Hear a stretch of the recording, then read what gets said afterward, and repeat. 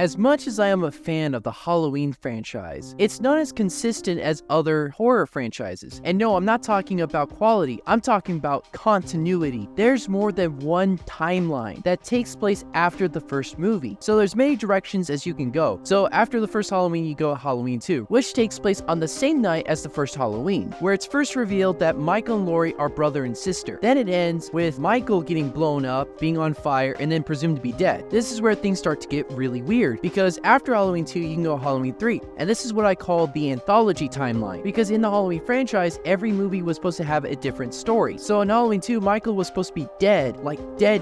That was supposed to be the end of Michael Myers. In Halloween 3 Season of the Witch, you follow a new story where it involves this shady company that's almost like a cult, and they're doing some really weird shit with these masks, and so it becomes a mystery, and honestly, it was really good. But people hated it because Michael Myers was not in it, and yeah, everyone else has other reasons, but I quite love this movie. So the studio disregards this idea of an anthology series and goes back to Michael Myers. So we entered the Thorn timeline. Jumping from Halloween 2, 10 years later, we get into Halloween 4, where Michael and Loomis somehow survived that big explosion from the end of part 2. Michael has spent 10 years in a coma, being taken care of by the mental hospital staff, and is being transferred to another mental hospital. And after hearing that Michael has a niece, he just wakes up and tries to go after Laurie Strode's daughter, Jamie Lloyd. In this timeline, Laurie Strode is dead. She died off-screen in a car accident with her husband, leaving Jamie Lloyd an orphan and being adopted by this family. And then you get that dope-ass ending where Jamie kills her adopted mom, and it looked like that she was going to become the next Michael Myers in part 5. But they ditched that idea because they felt it was too controversial to have a little girl be a serial killer, and to not repeat what Halloween 3 did, having a Halloween sequel without Michael Myers. So in part 5, they changed it to where Jamie has to be admitted to a child's clinic while having some weird psychic connection with Michael. And this is the first time that we actually hear about the Cult of Thorn, or rather the hint of the Cult of Thorn. We start to see symbols, like the one that was on Michael's wrist, the mysterious men in black, and honestly, there's not much to talk about this movie. So we go in part 6. And there's two versions of part 6. There's the theatrical cut, and then there's the producer's cut. I really don't want to talk too much about the Cult of Thorn because it's stupid. In both versions of the theatrical and producer's cut, the motives of the cult are very different. But basically, that all you need to know is that the Cult of Thorn had possessed Michael, giving his supernatural abilities. He was given the task to kill his entire bloodline in order to fulfill the cult's needs. Although what makes the producer's cut really stupid and gross is the fact that Jamie Lloyd has a teenage pregnancy where the father was Michael Myers. So forgive me if I pretend that this whole timeline doesn't exist. So after the critical and financial failure of this turd, instead of continuing with this continuity, the studio figured, hey, since it's going to be the 20th anniversary in 1998, why don't we do an anniversary film? So they scrapped all the movies except for the first 2, started fresh, and have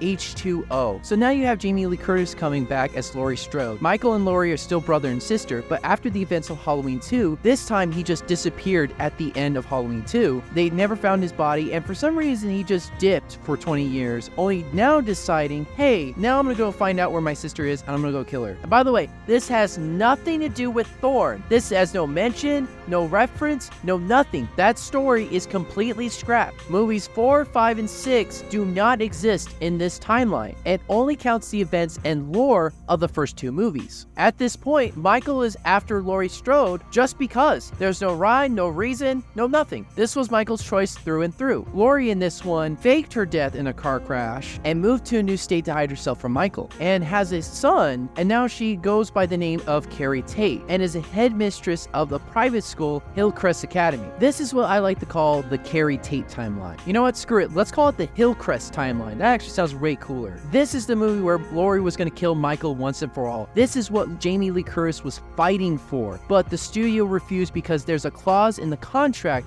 that you couldn't kill Michael because they wanted to make more movies. But there was a compromise, which is why at the ending of H2O, we see, quote unquote, Laurie decapitate Michael, and there it is, there's the ending, right? Until you get to Resurrection, somehow Laurie kills the wrong person? Calling a twist is way too polite. Betrayal sounds more appropriate. All I gotta say is that Michael kills Laurie in this one after Laurie commits herself in a mental hospital because she killed the wrong person, leading to Busta Rhymes to enter the ring, having this epic showdown since Freddy vs. Jason. Oh, you thought Freddy vs. Jason was cool? Fuck you, this is way better. Ain't nobody gonna tell him what to do on national TV. The story was about Busta Rhymes' character making an internet reality show called Dangertainment, having it revolve around the story of Michael Myers, and filming it at the Myers household. And we all know what a great idea that is. Well, needless to say, this movie was a failure. So instead of another sequel retconning all the movies that came before, with the exception of the first two Halloween movies, there was the remakes. And since the Rob Zombie movies don't follow up the first movie, which this is what the video is about, we're gonna move on to 2018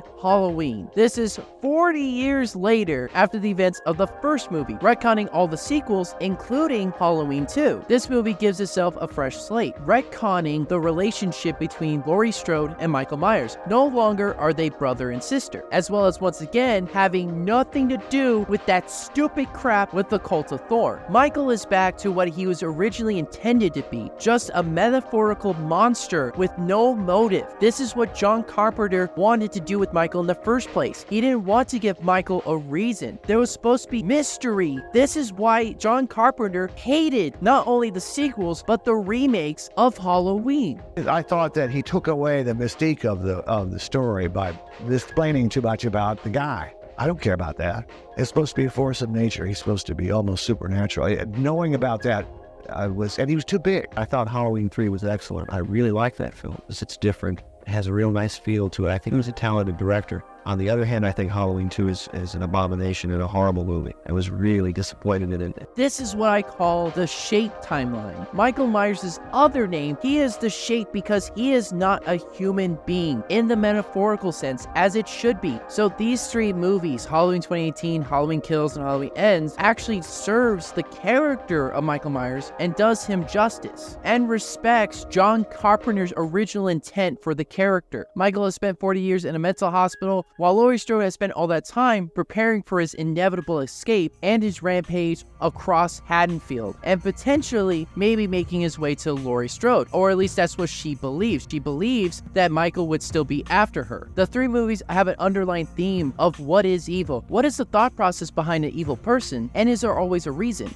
Some men aren't looking for anything logical like money. They can't be bought, bullied, reasoned, or negotiated with. Some men just want to watch the world burn. 2018 is a damn fine movie. My favorite Halloween sequel. It deals with PTSD, like what happens to the survivors after the events of their respective horror movie. This was a question that was actually tackled in Friday the 13th Part 5 with Tommy Jarvis. How does it affect them psychologically? And how if you let your fears and your trauma consume and take control of you, this could ruin your life and your relationship with those closest to you, like it did with Laurie Strode and her daughter Karen, and maybe one day with her granddaughter Allison. So after Michael goes through his killing spree, through a series of circumstances, ends up at Laurie Strode's house that he did not intend, where they have one final showdown in the fortress that Laurie Strode had built. Laurie has the upper hand and traps Michael and leaves Michael to die in her burning house, which leads into Halloween Kills, which takes place on the same night as Halloween 2018, where the fire department actually tries to put out Laurie's house fire and ends up freeing Michael. And long story short, Michael goes on to another killing spree and ends up killing Laurie's daughter and then just disappears, which leads into Halloween Ends. This takes place 4 years after the events of Halloween Kills. Halloween Ends actually explores more of the idea and the question of, is evil born or created, through the eyes of Corey Cunningham, who in 2019 accidentally killed the kid that he was babysitting for. And for 3 years,